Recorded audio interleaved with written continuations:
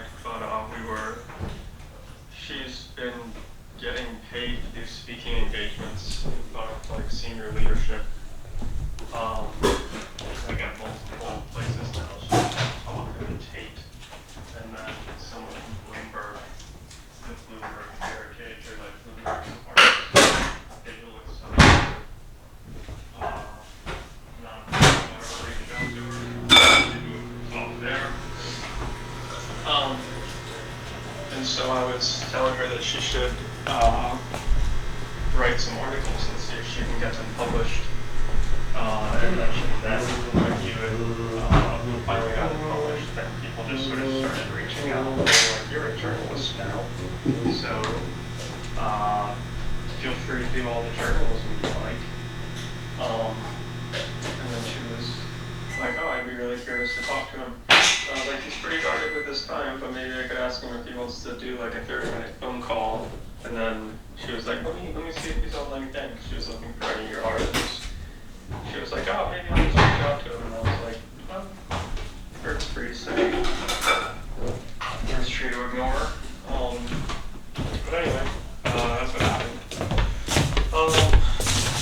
Yeah, I don't know. She just seems to be not really aware of the level of when I was there.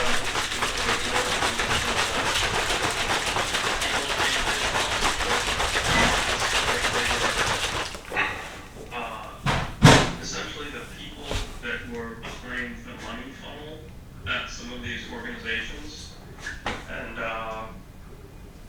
thought. I can listen to the rest of that after whatever this is. It's nothing serious. It's nothing like that.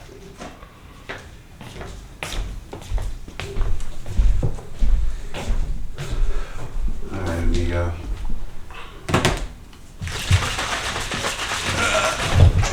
I don't need to be in this bullshit. Yeah, you're not into this crap.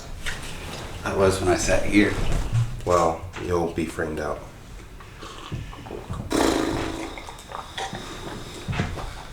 First thing I'll say. Or were we already recording? Yeah, I like to do that. That way, like, you don't have to think about it, you know? Yeah, totally consensual. It was made consensual when I first approached it. I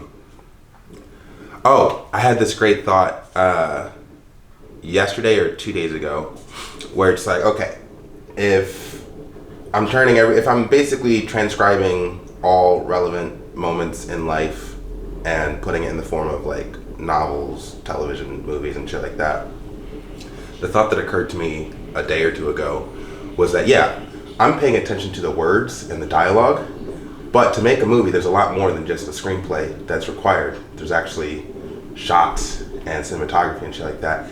And it dawned on me, I was like, holy shit, I'm already tasked with directing the documentary. Like, there's no one in that role besides me currently. And it didn't dawn on me until very recently. It's like, I'm also the director of all future content until I actually find a director. So instead of just thinking about the words and the screenplay and like all the fucking wonderful stuff that I like to do, which is dialogue, I have to actually start thinking about shot composition, which is like, you know, putting myself in the actual process of like being a director, you know? Yeah. Was there a question there? No, that was completely like offhand, had nothing to do with like what I wanted to talk to you about. Oh. Yeah. Okay. Well, Yeah. if we're taking a moment to mention that, then yeah. Of course you would have to focus on that because, I mean, well, technically you do have the option of just choosing, I'm going to fuck up the frame language here, but you do have the choice of just picking a medium, you know, shot where you can see people basically from the feet up, like the shot that you have right now, and always doing that. And that would just basically convey to people that the only thing that matters really is the dialogue. Like, you can choose to not make shots a part of the language for conveying meaning, that's a far less, Captivating? Well, that depends, because let's say that you have succeeded in curating the audience that you keep hypothesizing. Well, then that's the audience that just wants this dialogue. So you might not be missing out on anything there. What you would be missing out on potentially is the people who would be interested in this message if the cinematography was better. But what I was going to say is that a film that doesn't really care about cinematography is kind of, well, almost like this didn't need to be a film at all, since cinematography is such a big part of film. Yeah.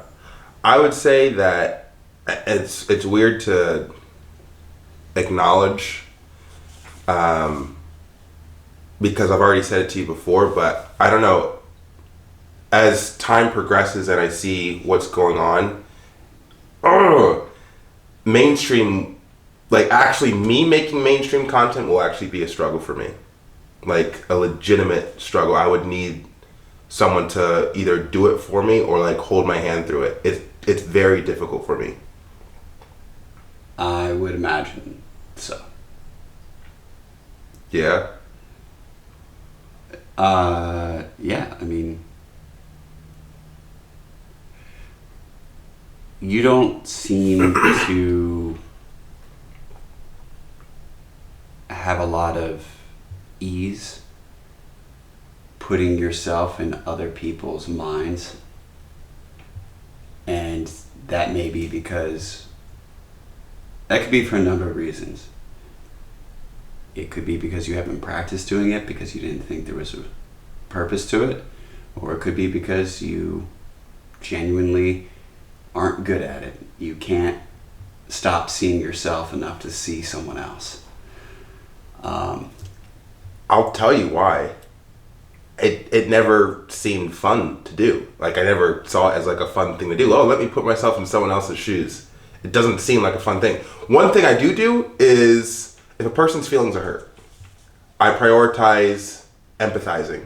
I want to understand why the person's feelings are hurt, especially if I'm the one responsible for their hurt feelings. I like to understand what I did to make them feel the way that they do. I do that. But when it comes to my fucking content, I have no interest in really thinking about, oh, how should a person perceive and feel about like the content that I'm making? You know? I'm not trying to hurt anyone's feelings. It's not personal. It's personal to me, and for me to like structure my content that in a way that's not personalized, it feels like, well, what is it then? It's in writing, in every writing class, they always tell you to ask yourself, who is your audience? Because who your audience is changes the language that you use. For example, shorthand changes. So we can use this in a real world context. If you go to certain neighborhoods and you talk the way you say talk at work, they're not really going to understand what you're getting at or what you mean. Like they understand English, they speak the same language as you, but they don't use the same shorthand, they don't use the same slang, they don't use the same buzzwords. So now they're just here kind of filling in the blanks to figure out what you mean. Versus if you go there and you actually speak the way that they speak, it's much easier for them to understand what you mean. And so if you're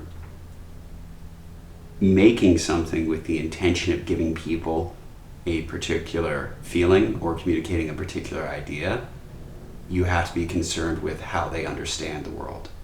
Now, if you don't care about communicating to the greatest number of people, then you just make it the way it communicates things to yourself, and then the people who are out there who are like you will get the message. But you'll notice from hearing a lot of people who dreamed of making films that the thing that they're focused on isn't actually the story, but the feelings they want to give people. They'll talk about how they want to give people that sense of awe, or they want to make people feel terror or feel love. The story was secondary. The story in that view actually just becomes the method they're going to use to create the feeling that they want. Now, if there's somebody who wants to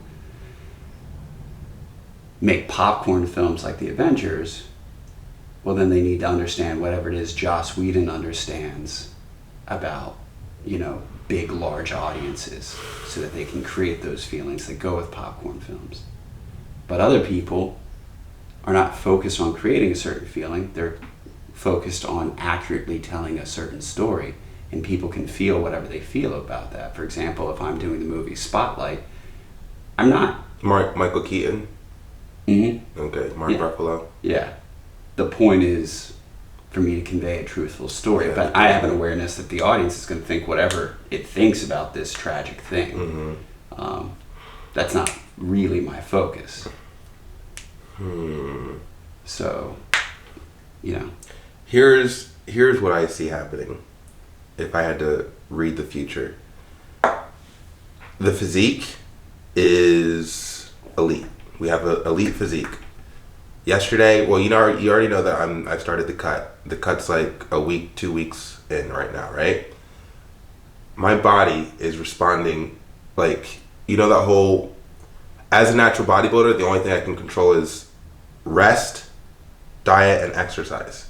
And as a result, I manipulate those things and my body responds very quickly. I don't know if it's just me or if it's everyone. Went into the gym yesterday, let's say week, 2 weeks into the cut, got a chest pump within like the first 30 minutes. Like, it was noticeable. Like, everyone was coming up to me, like there was like a gravitational pull at the gym. The physique is going to be like the draw. Me predicting the future is, I can probably blow up more than I already have with the physique, but the actual story and the way that I want to tell the story is incredibly alienating. And I will probably need someone else to do it or something. What would they be doing? At a more fundamental level, is the story alienating? The real story, the true layered story is incredibly alienating. But the natural bodybuilder, that's not alienating. Well, what I'm saying is, like, if the story is in its heart alienating, well, then it almost sounds like you're looking for someone who's going to be able to convince people that the story is something other than what it is. All right, okay, well, let's go with Whiplash. Yeah. How successful, how mainstream is Whiplash? I would say that it is right at the borderline between cinephiles and general movie watchers. Probably everyone who has at least one cinephile friend has been told to watch Whiplash, and maybe they did. But if you're just a mainstream popcorn person who only watches popcorn films, and all of your friends are people who only go to the movies, to see Top Gun, Avengers, things like that, then you probably haven't seen it. Okay. And then on the other hand, you have, I'm going to go with Dune because that's high art, but also considered mainstream.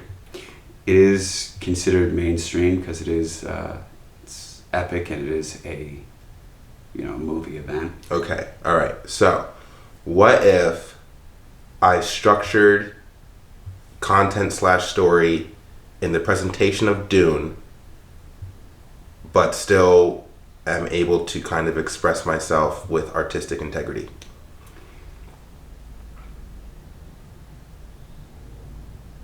What I would say is that the medium matters, but the message also matters. And what Dune conveys doesn't, how do I put it? It doesn't offer anything that contradicts people's morals or ethics or what they think good and bad is.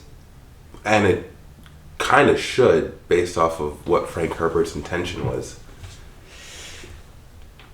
Well, you haven't seen the second one yet. I haven't seen the second one yet, and you know more about it than I do, but the point is, if you're ultimately conveying something to people that accords with their ethics, you can do it detailed, or you can do it pared down, you can do it in experimental, artistic ways. But if what you're choosing to convey fundamentally challenges people's ethics, it kind of doesn't matter how you convey it, because in any situation where they get the message, they're offended or alienated. That's my problem, man. That's my problem. I feel like I'm offending people. Maybe you're offending people. Yeah, and like recently, I've really been thinking a lot about. Did you offend someone recently, or you just Did someone approach me and say you offended me? No. No, but what makes you feel like you're offending people? I think you could have had reasons for this over the course of your life, but I'm curious. Well, if I'm being completely just analytical about it. Okay, so let's say we're just going off of social media analysis, right? Let's say I post something, generic body update, right? And the caption is equally generic. Oh, having a great time, yada, yada, yada, yada, yada, right? That will get more engagement than if I post the same, images or whatever, but the caption is like fucking, and I admit now, reflecting, I think if I'm not thinking about an audience, I write from the ego, if you want to call it that. And the ego is very harsh. It's very insensitive. There's not really any emotions beyond like true passion. And that can be like a bit alienating because everything else doesn't matter besides like your true passion. And as I was reading some of the stuff, it's like, oh, this sounds like Howard Rourke. And Howard Rourke was incredibly alienating in his, fictional world. And that's what I related it to based off of, the parallels. What's an example of you writing from the ego? Let's see.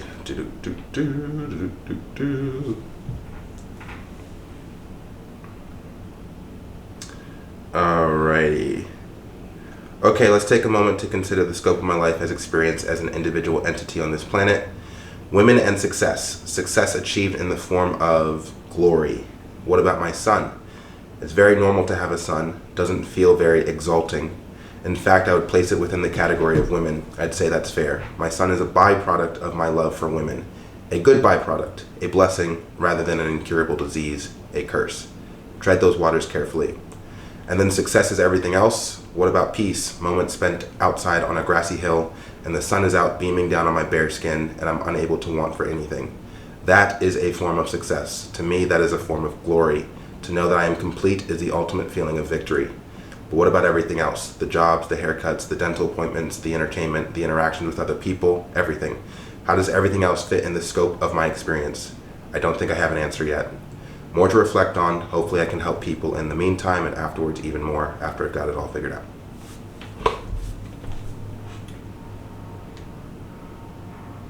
Yeah.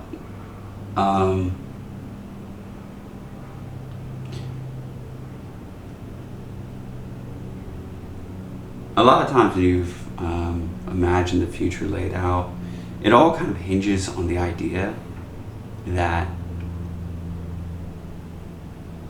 people will be happy that you succeed at godhood because they were waiting on that. And potentially you have that vision because you actually aren't that familiar with religion or religious people. And so you haven't actually gotten to see that the facility that Jesus serves in people's lives is Jesus does what we want him to do. He's a servant. Yeah.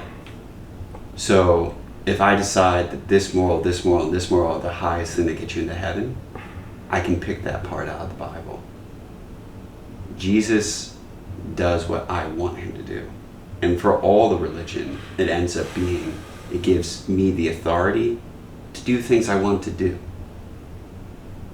It includes far less deity worship than you would like it to.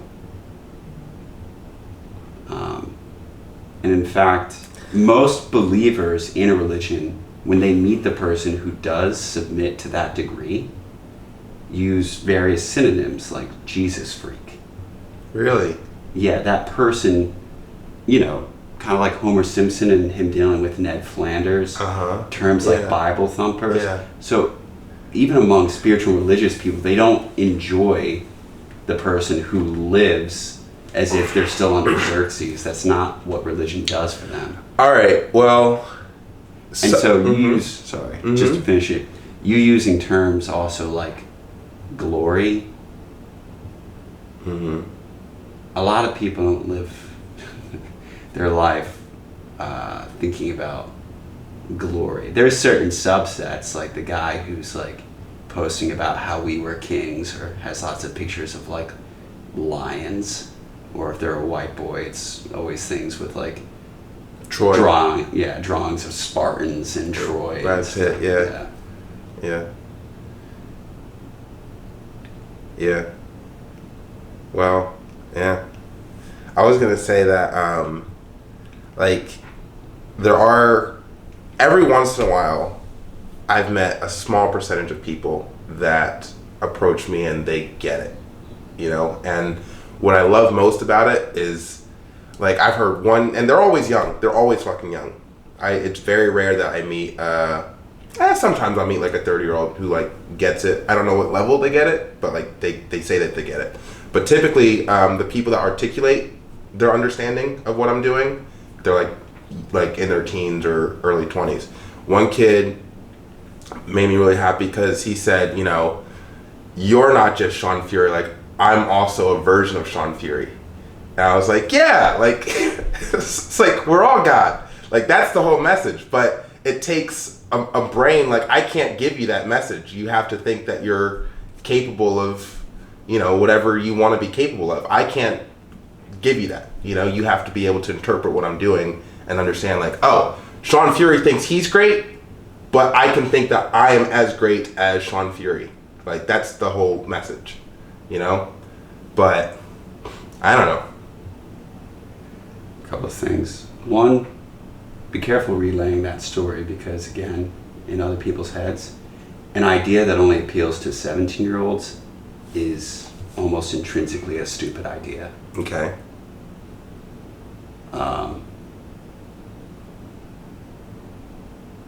Yeah, just keep that in mind. Like, one of the biggest slights against Ayn Rand's career is that it's like she wrote a novel that men between the ages of 17 and 24 obsess about until they have actual jobs. And then the other part is, if you want people to get that message, you could say that, but you don't. So that's really a you thing. It's like you're not forced to. If that's what you've wanted this whole time, you haven't been saying it. Okay. Your messages don't typically talk about other people being equally as great as you. And I mean, most of the branding for this, you know, all of your branding, historically, even the stuff in your head, the hegemon, apex of all fucking, or alpha of all, alpha of apex, which is the literal top. All of these are hierarchical structures. They're not horizontal. So, if anything, the 17-year-old who hears that is being extremely generous with you. Well, I discovered Ayn Rand when I was 18. And I would say that it had the biggest impact so far as literary fiction has had on me. Yeah, I would say out of all the books, you know, that's the one I want to give service to. And that's fine. It's just real people's lives end up contradicting a lot of that book. Like, a lot of that book's fans are people who end up in a place where they're never actually the greatest at anything. They don't know what it's like. And so they get to project this imagination. The reality is the reality you saw in Oppenheimer. If you actually are that great, you discover something that a lot of the Ayn Rand fans never find out, which is we left the technological point where one person could be genius enough to do something interesting a century ago. Oppenheimer is completely at the mercy of other brilliant intellects doing the same project with him. And that's been the reality of human technical innovation for the better part of a century. Ayn Rand and other writers and movie makers like her have been able to keep up the idea in the guise of the lone genius. The truest story of Apple is one that would make as big a deal of Steve Jobs' ability to pick out design as the fact that he can't program.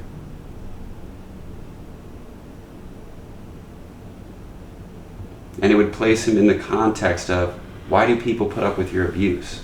It's because they have economic obligations that have forced them to have to pay back a $200,000 student loan. It's not because of the force of your personality.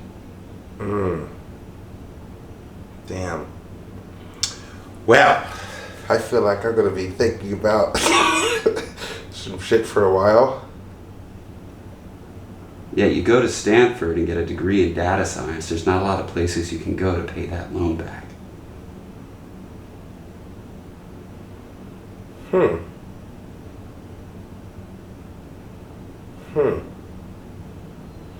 Well, to offer clarification, not that you need it, but I was thinking like you used the word hierarchical. I was thinking just present that so it would be kind of received in the form of a challenge. You know, instead of just saying we're all equal, it kind of, to say that we're all equal all the time would put people at ease. I don't want to put people at ease. I really do want to elevate them. So the branding is intended to go like, oh, this guy's calls himself the ape. What's he got going on? I mean, you can do that, and it's an approach that, you know, Floyd Mayweather, some pay to see me win, some pay to see me lose, but they all pay. Mm-hmm. You could do that, but you could also tell people that we all have the same potential. Okay.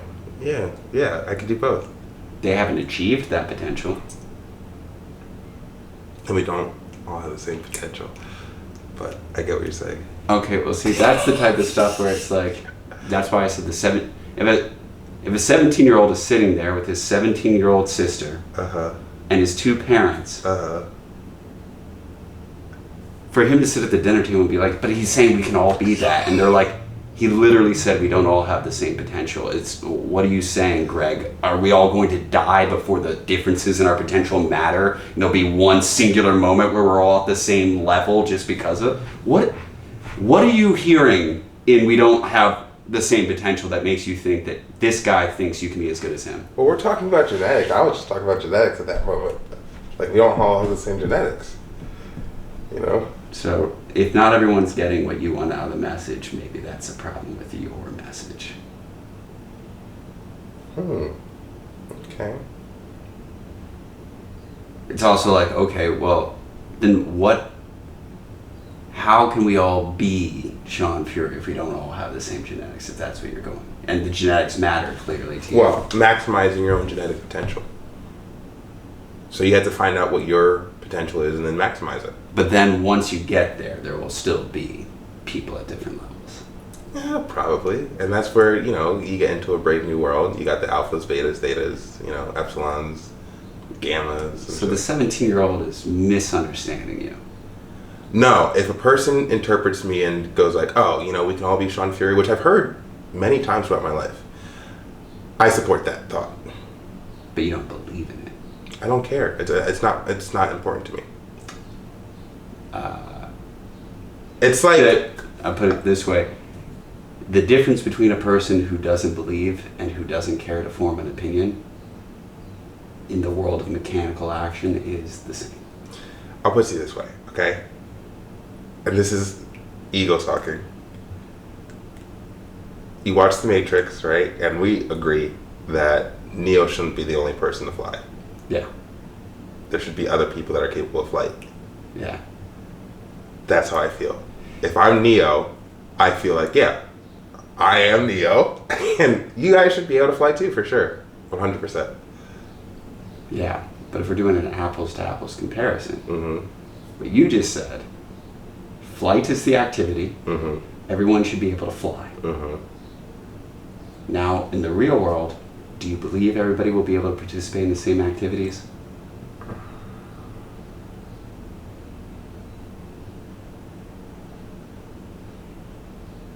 In theory, yes. In theory, In theory. yes. So everyone could be the national bodybuilding champion. See, that doesn't work. That doesn't work. But like, take bodybuilding out of it. Yeah, in theory. Okay, so everyone could be equally as intelligent. No. Create the same degree of artistic excellence? No. But Okay, do you see how this gets away from apples to apples? Yeah. Everybody can fly versus not everybody can do X. yeah. So you're saying that the message is muddy? Yes. Okay. And that may be because you yourself are unclear how everybody can be Sean Fury while having completely different skill sets and roles in our society. Again, it goes back to maximizing your genetic potential. So Yeah, so just don't. This is an issue of slogans. Slogans are stupid. Okay. Everyone can be Sean Fury is a slogan. Okay. That is why it's dumb. Okay. If you're saying everybody can maximize their potential, then just say everybody can maximize their potential. Isn't that a slogan? Huh? Isn't that a slogan? The difference is that it's actually accurate. Okay. Well, I mean, that is it. Everyone can maximize their own genetic potential, and I'm the example. Okay. All right.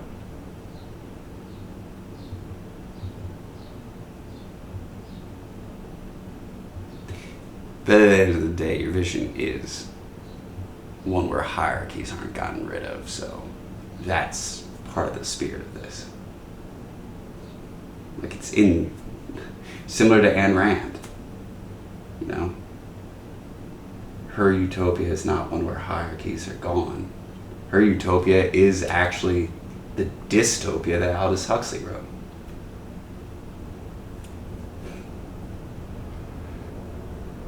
Yeah. Me too.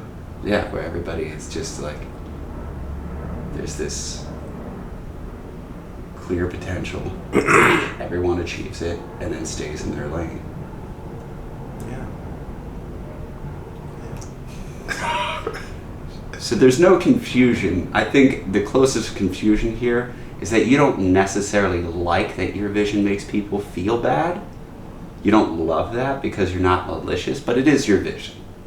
You just wish it didn't upset people. Why is it so evil? I didn't say it was evil. Well, what's wrong with it? People don't want it. Why? I don't know what's wrong with chocolate. People don't want that either. Obviously, lots of people like chocolate, but I'm just saying, in matters of subjectivity, it's like people don't. All right, so I think I gotta do something, cause I don't know. I think I gotta get more subtle and more involving with like people, cause what you're saying, the whole Ayn Rand thing is isolating, and it's a turnoff. Yeah. But also, those are your favorite things. Ayn Rand, the tech genius, Orson Scott Card. Mm-hmm. Yeah, and you know, if I was writing fiction, it would still probably be fine. But we're not writing fiction. Yeah. This is real life, and in the real world, people don't like certain ways I talk. Yeah. And there's a lot of reasons for that. Mm-hmm. You know, to give you one, and this is ongoing all the time, so it's wrong to even say it's historical, but like, well, this would just be the quickest example. Can you name a group of humans that you are allowed to beat? Blacks. It's the largest group of humans that everyone is allowed to beat. Kids. In the history of mankind, being subordinate to someone has never been a safe place to be. Ever. Oh, shit. That's helpful. Okay. So it doesn't matter how warm your hand is or the smile on your face or the twinkle in your eye, the history of having someone above you Oh my God. is terrible. Okay. Okay. This is good. This is good. So I gotta stop talking to alphas. I don't know what you're getting. I gotta talk to all of them. Cause like I don't think alphas are intimidated by me, and they shouldn't be, obviously. Come on, you know what I'm saying? But I think the belows are like, yo, I don't want to, you know. So I just gotta be nicer, and not put myself off as like I'm above you, I'm superior. How do I do that? I don't know. I think the thing they invented for that is lying. Well, how does Dwayne Johnson do it? Dude's a big old teddy bear who tells everyone that they have greatness inside them. Okay. Come on. Okay, so just do that. I mean, if you just want the win, sure. All right, and I'm thinking of a scenario where like I just pull the rug out, and I think the real book, that has to come out when I'm dead. I'm like pretty convinced at this point. Wouldn't you already be rich at one point? Yeah, but like I don't know, with the way that I don't know, the way I see it, I see a fake guy, a fake public persona. There's elements of realness, but like there's it's not my full self in like the fake public, and I have to ride that. I have to ride that until essentially death. Why? Because Couldn't you get fuck your money and then you do whatever you want? In terms of writing. I mean, from what you've told me, you're not going to be writing about anything that was like a crime. mhm. So, yeah, it would alter your public persona drastically, but if you don't need the money anymore. I'm open to that. I don't like the concept of omitting, you know, because if I'm gonna sit down and do the thing, I want to like do the thing in its entirety. So that's kind of why I was thinking like I might have to wait till like close to death. But all right, so fake persona, Dwayne Johnson, everyone's great. Stop coming off like I'm above people because it makes people uncomfortable. Nobody wants to be in a subordinate position. Okay. All right. Just be overall more cuddly. Just more cuddly. Sure, if that's what you want. If the point is to win, yes. Cuddly. Yeah. Okay. Cuddly. Cuddly. Cuddly. Cuddly. Cuddly. Okay. You know, think of the image of politicians kissing babies. That's what I'm doing. It's politics. This is definitely politics. What did you actually want to talk to me about? That was basically it. Oh, I thought at the beginning you said that wasn't. That's like a misdirect. I mean, what I had started off saying in the beginning was what I didn't want to talk about, but then I kind of segued into what I wanted to talk about. But like, it's done in a way that it's not supposed to be noticeable. Because I feel like you get the most genuine interaction that way. If you tell the other person this isn't the point. Yeah.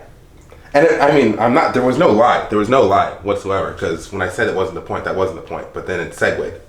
No, I get it. It's technical. You know, because when I said this, I meant the sentence that ends with the preceding period, but from this period after this sentence will be the thing I wanted to talk about. Yeah. And I started doing that, and not saying that you get nervous or whatever like that, but like it's just a practice that I like to implement because I've observed when people do podcasts, they get nervous.